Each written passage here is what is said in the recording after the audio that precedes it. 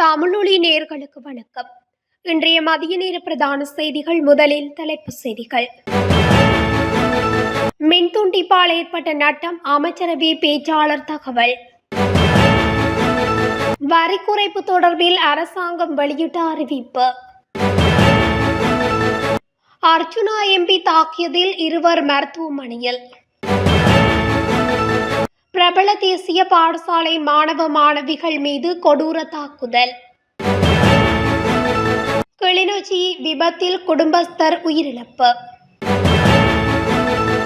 லிட்ரோ எரிவாயு விலை தொடர்பில் வெளியான அறிவிப்பு.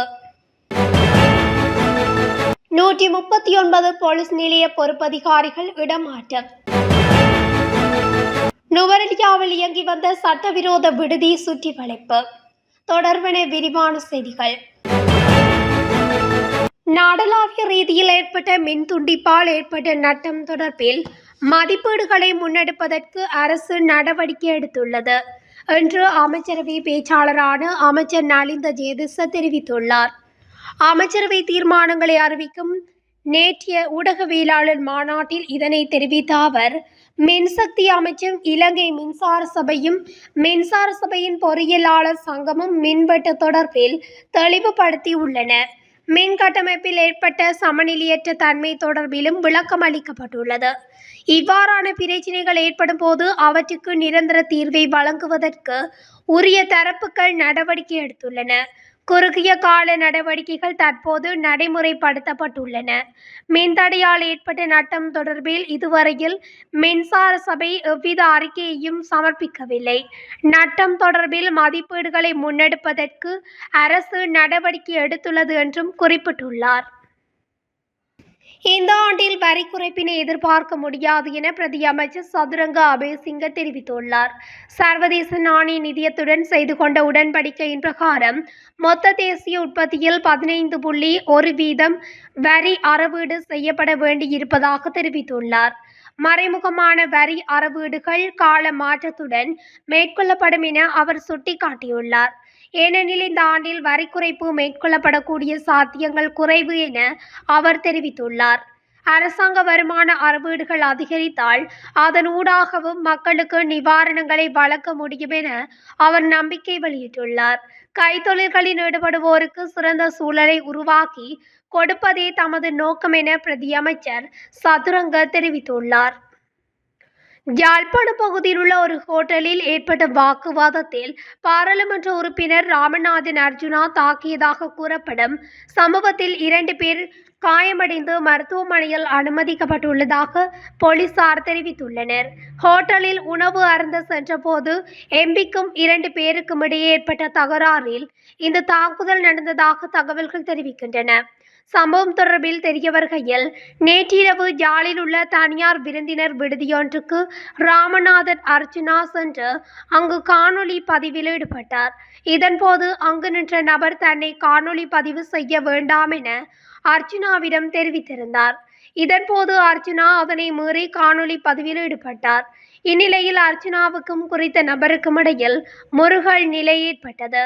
இதன்போது அர்ஜுனா பீங்கான் ஒன்றினை எடுத்து குறித்த நபரின் தலையில் தாக்கியுள்ளார்.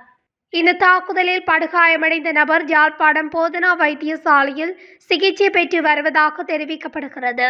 இந்நிலையில் யாழ்ப்பாணம் போலீஸ் நிலையத்திற்கு சென்ற அர்ஜுனா குறித்த நபர் தன் மீது தாக்குதல் நடத்தியதாகவும் போலீஸ் நிலையத்தில் முறைப்பாடு பதிவு செய்துள்ளார் என போலீஸ் தரப்பு தகவல்கள் தெரிவிக்கின்றன.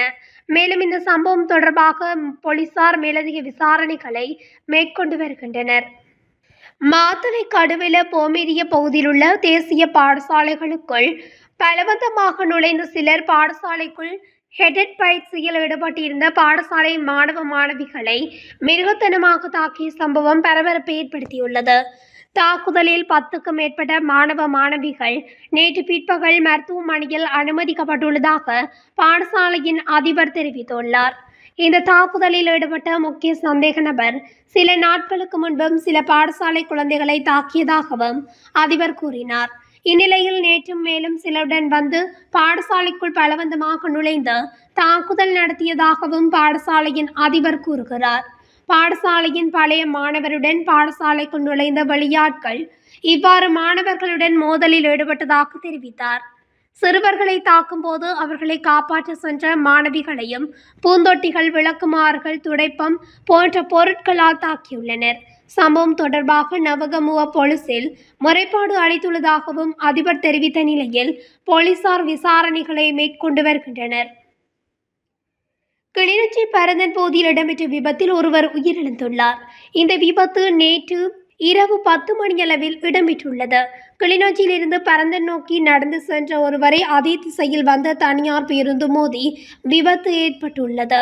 சம்பவத்தில் பரந்தன் காஞ்சிபுரம் கிராமத்தைச் சேர்ந்த 4 பிள்ளைகளின் தந்தை உயிரிழந்துள்ளார். விபத்து சம்பவம் தொடர்பாக கிளிநொச்சி போலீசார் மேலதிக விசாரணைகளை மேற்கொண்டு வருகின்றனர். இம்மாதத்திற்கான லிட்ரோ சமையல் எரிவாயு விலையில் எவ்வித மாற்றமும் மேற்கொள்ளப்படவில்லை என லிட்ரோ எரிவாயு நிறுவனம் அறிவித்துள்ளது. லிட்ரோ எரிவாயு நிறுவனத்தின் தலைவர் முதித ஃபீரிஸ் இதனை தெரிவித்துள்ளார்.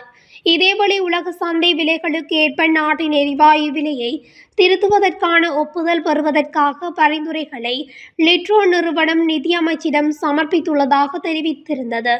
அதன்போது எரிவாயு விலை திருத்தம் தொடர்பான பரிந்துரைகள் இந்த மாதத்தின் முதல் வாரத்தில் நிதி அமைச்சகத்தின் ஒப்புதலுக்காக நேற்றைய தினம் சமர்ப்பிக்கப்பட்டதாக தெரிவிக்கப்பட்டது.